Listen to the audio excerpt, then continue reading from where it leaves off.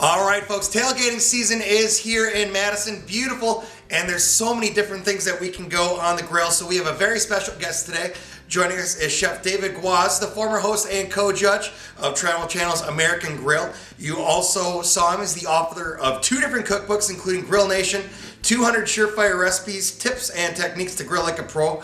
And he is here today on the Restaurant Show to share with us some of those great grilling tips we can use here in the summer. Chef, how are you doing today? Hey Ryan, great. Thanks for having me. I appreciate it. Oh, we appreciate it. So with your new cookbook, what was some of the inspiration behind that?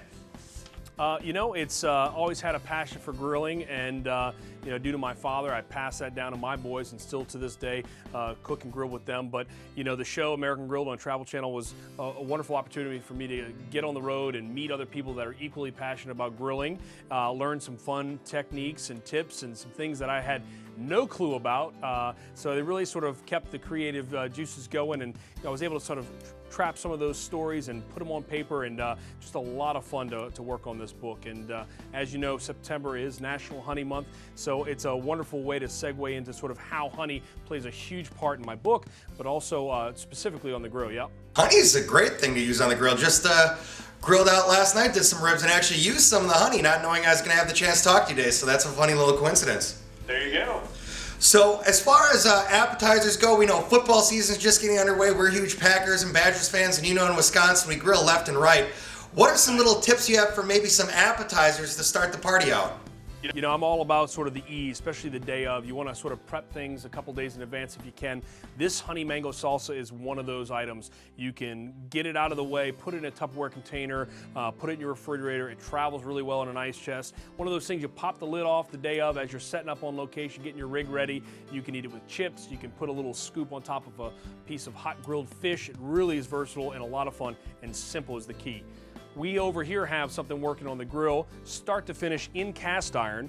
We actually have our honey black baked beans. We've got bacon in there and onions. We've got some honey. We've got a little bit of chipotle peppers. And what the honey does in this particular recipe, it really sort of helps to sort of mellow out and balance the earthiness of the beans and also the sort of smokiness of the bacon and the chipotle. Start to finish, done right here on the grill. Some of the time the lid is on, some of the time the lid is off. When we take the lid off and we take the lid of the grill down, we really sort of bring the flavor of the grill into the beans. A lot of fun and simple to do. And of course, we couldn't talk about barbecuing and grilling without some good old baked beans. So this is the recipe for you right here. We also have a beef tri-tip that we've created an Asian marinade.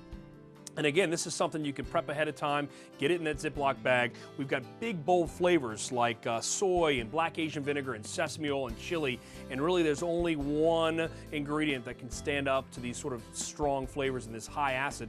It's honey. Over 300 different varietals to choose from, so it makes it ideal for people like me, being a chef, a lot of choices. And so I really love what it does. And on top of that, after the marinating aspect, when you slap it on that hot grill, it really brings a caramelization to the meat, to anything that you're grilling, not just beef or poultry, that you can't get anywhere else. So again, a wonderful way to balance those type of flavors: sweet, salty, savory, sour.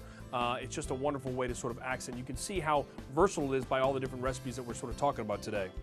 About a lot of different things, and for a lot of people that are out grilling, honey isn't a natural go-to for a seasoning or a side or anything like that. What are some other ways you can use honey not only on the grill but maybe in the kitchen? Sauces, a lot of my sauces have it.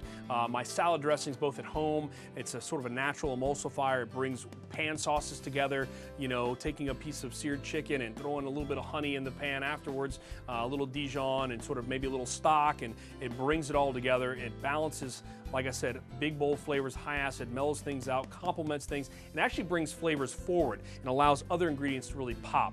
Like in our cocktail right here, you can't talk about tailgate without talking about a cocktail, and what a unique way to sort of display the honey, but through this particular cocktail. We actually make a honey syrup with honey and water, and it pairs nicely with the grapefruit juice. So again, the acid, nice balance right there.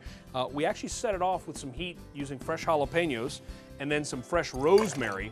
And you know what the honey does is it just works its magic. You shake it a few times, it helps sort of release some of those oils and agitate all the flavors and bring things forward. And that's what I love about it. We use dark rum here. You can use white rum, you could use bourbon, you could use vodka, a lot of choices. Make your base ahead of time, put it in a recycled milk jug, throw it in your ice chest, spike it on location once you get there, and just some wonderful, sort of refreshing, very easy drinking cocktail. I love that idea. I have not had that yet, but I'm going to go right after this interview and go try one of those. That looks fantastic. I got one ready for you right here. Come on. Thank you. So real quick, while we just have a little bit left, what are some tips you would give to some people that are maybe new to grilling or intimidated by it or haven't really been around it that much? Yeah.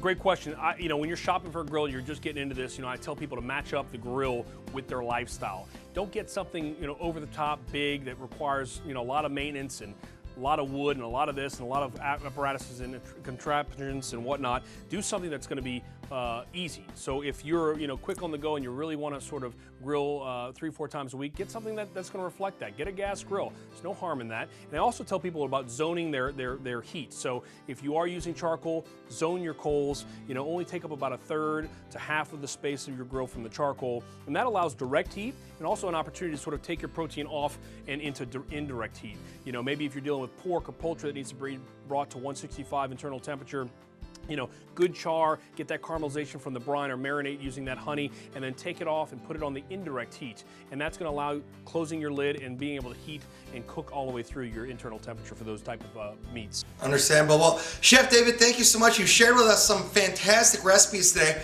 Where can the viewers of the restaurant show go to learn some more of your recipes and some more about you? A ton more of honey-inspired recipes on honey.com, along with some great honey how-to videos as well. Fantastic. Thank you very much. That's Chef David Guas joining us here on the Restaurant Show.